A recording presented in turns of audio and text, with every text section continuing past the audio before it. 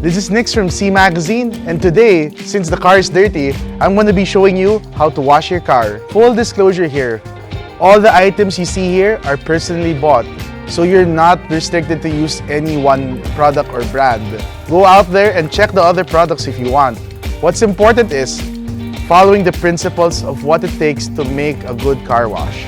So, what are the things you'll be needing in order to wash your car? The first thing you'll need is either a pressure washer like this or a simple hose will do. You're going to need 2 buckets, which we will be explaining later. The next thing you need is car shampoo. This is what's going to be pulling the dirt out of the car. Another thing you'll be needing is something like this, a sponge from Sonax that is purposely made to help you wash the car, or those microfiber mittens that you can get in car shops or in hardware stores, which help you take out the dirt from the car. Another thing you'll be needing is a wax applicator. In this case, we're using Sonax's application sponge. Another important item you'll be needing is wax. So there are many kinds of waxes out there. We'll be discussing the principle of it. But in our case, we're using Sonax's Easy Shine. Because what I like about this is that even if the weather's hot, like today, you can still apply wax without worrying about it sticking to the car.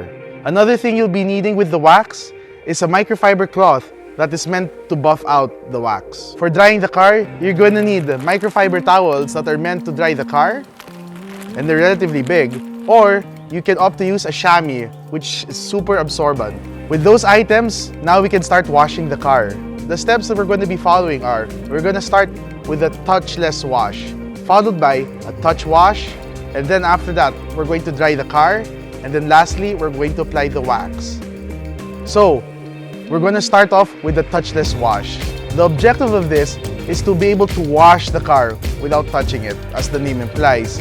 What this allows us to do is to remove as much dirt as possible without scratching the car in a microscopic level. So the power washer's over there, I haven't connected it yet because I want to show you how to wash your car with just a hose.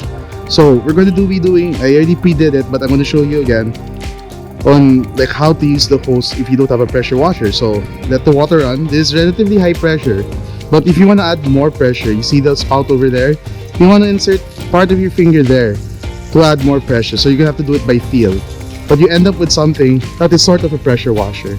So let's look for dirt that like lodge. So for example, this one, you wanna use the hose and wash it out like so without touching the car. There you go. So as much as possible.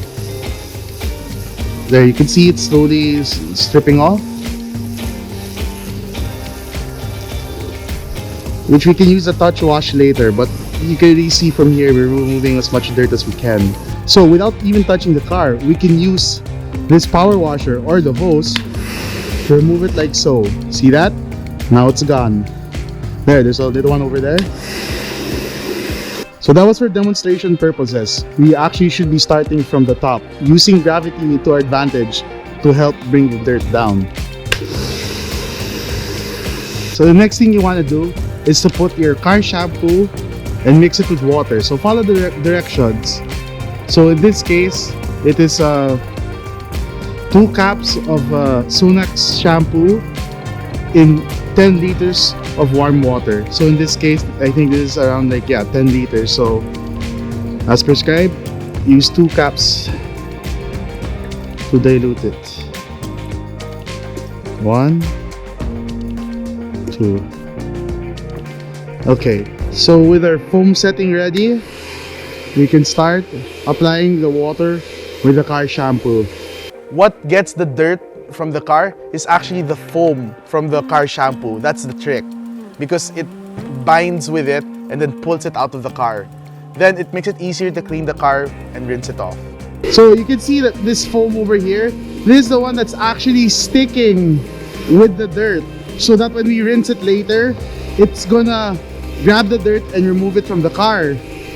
So just like a while ago, I'll be working from the top and counterclockwise. So the next procedure in the car wash is the touch wash.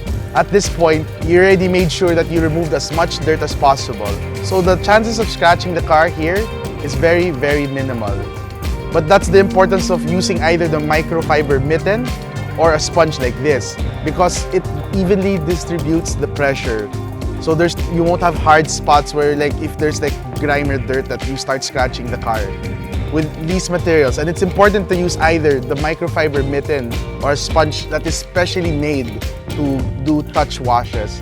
So when using either the microfiber mitten or the sponge, you want to make sure that you're working in straight lines. So for me, I like to go lengthwise with the car when washing.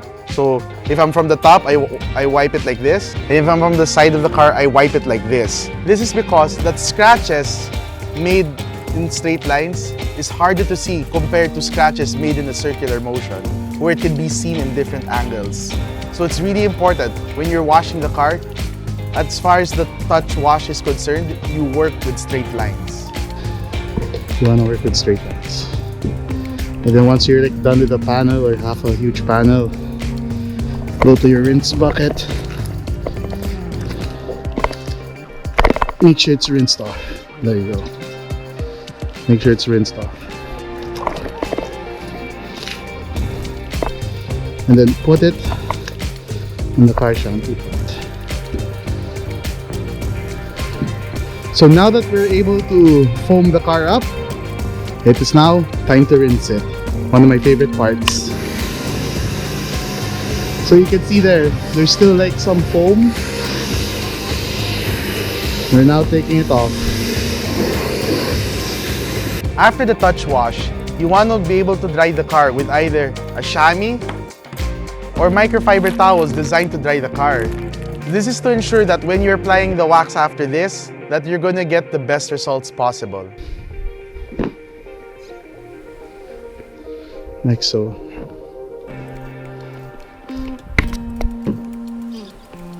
So we use the chamois to dry the car, and with the hot weather like this, it's probably dry. But for good measure, I like to use a microfiber cloth and work around the car one more time before we apply the wax. So making sure it's as dry as possible, just breeze through it. You don't have to even apply pressure. After drying the car, we can now apply the wax to the car. So since you'll probably be using a different wax, it is best to first read the instruction. So for most waxes, what I like to do is work with 2 panels at a time. So for example, we're applying wax to this car. I like to start first with the top and then with the hood. So apply wax on the top, and then once you're done applying wax on the hood, it's probably, you take about like 3 to 5 minutes. The wax on the top is probably dry. You can test it by dragging your finger on it, and if the wax is powdery, then you can start to buff. If you drag your finger on it and like there's still like soft residue or wet residue, it's not dry yet. So once it's dry, while this is drying, you can start polishing this and then this. Oh, take note, if a while ago when you're doing a touch wash, where you're working with straight lines and you're drying the car with straight lines, when applying wax, this is where you can go with circular motions because you want to hit as much angles as possible per spot.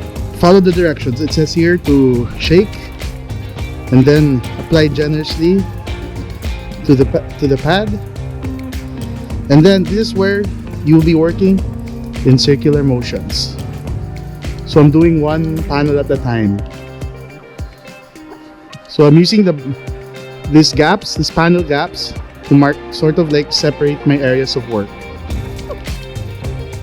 So if a while ago we were doing it at the length of the car, working with straight lines, now we can work with circular motions.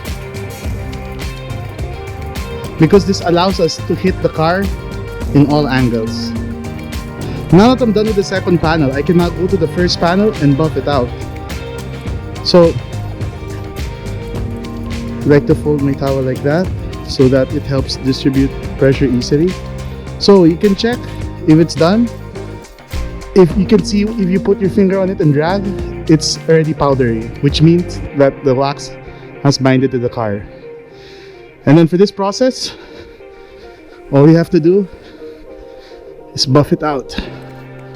Look at that. You can see the blue glitter of the cosmic blue of this Honda Civic. Okay, so we're done washing the car, and I took this, camera out just to show you how clean it is. Look how clean that is. Look at that. You can see the cosmic blue popping out on this Honda Civic. It's amazing.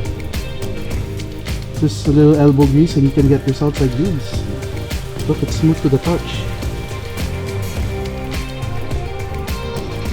This is why if you're gonna wash your car, it's best to do it right. And it's not so complicated. You don't need so many stuff. You don't even need the pressure washer. Just following the principles gets you results like these. Look at this. So that's, if you're gonna look at the the reflection, look how reflective that car is. I'm showing you like how reflective it is in person. This is the best I can get. Look at that reflection. And I'm going to take out the reflection with this polar filter to show you. Look at the paint job. You can see the blue, the cosmic blue, the glitters. So if you have spare time within the week to wash the car yourself, it takes as much as an hour to do it, but the results are amazing. So give it a try.